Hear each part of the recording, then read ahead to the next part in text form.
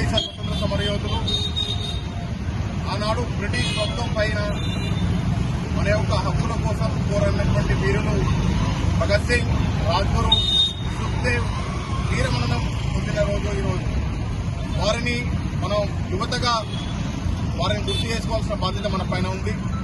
వారు చేసిన పోరాట స్ఫూర్తియే, వారి చేసిన అంకిత భావంతో చేసిన పోరాటమే నేడు మనం ఈరోజు స్వీకరిస్తున్నటువంటి స్వేచ్ఛ. కాబట్టి ప్రతి ఒక్కరం వారిని స్మరించుకొని వారి ఆశయాలను ముందుకు తీసుకెళ్లడానికి మన యువత కానీ ప్రతి ఒక్క భారతీయులు కానీ అడుగుపించాల్సిన అవసరం ఉంది.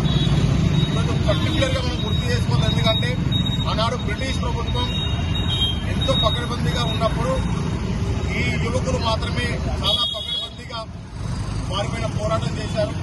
పోరాటం చేసే క్రమంలో బ్రిటిష్ పార్లమెంట్ పైన బాంబు దాడులు చేసి వారి యొక్క అడలెత్తించారు బ్రిటిష్ ప్రభుత్వాన్ని. బ్రిటిష్ ప్రభుత్వం వీళ్ళని కంట్రోల్ చేయాలంటే ఖచ్చితంగా వీళ్ళని ఉరిశిక్ష వేస్తేనే వీళ్ళని కంట్రోల్ చేయగలుగుతాం, మన స్వతంత్ర ఉద్యమాన్ని తగ్గించగలుగుతామనే ఒక కుట్రభావంతో వాళ్ళు మన యొక్క స్వతంత్ర వీరులని ఉరిశిక్ష వేసి మనకి దూరం చేశారు.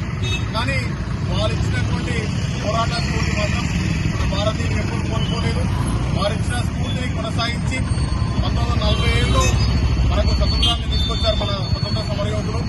వీళ్ళు ఇన్స్పిరేషన్గా ఇప్పటికి దాదాపు 75 ఏళ్ళు గడుస్తున్నా కానీ వీరి యొక్క ఆశయాలను మనం ఇప్పటికి మన యువతరం తీసుకెళ్తున్నందుకు మనం ఖచ్చితంగా ఆనందపడాలి. కానీ ఇప్పటికీ చాలామంది యువకుల్లో మేలుగా రాకపోవడానికి చాలా కారణాలు ఉన్నాయి.